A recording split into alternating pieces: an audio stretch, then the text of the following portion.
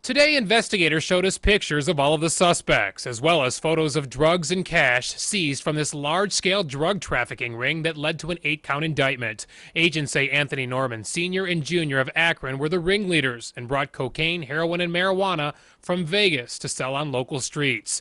In addition, investigators say Robert Donahue from Clinton was a major player in a large Arizona to Akron drug operation, and he even bought an Akron bar with the drug money.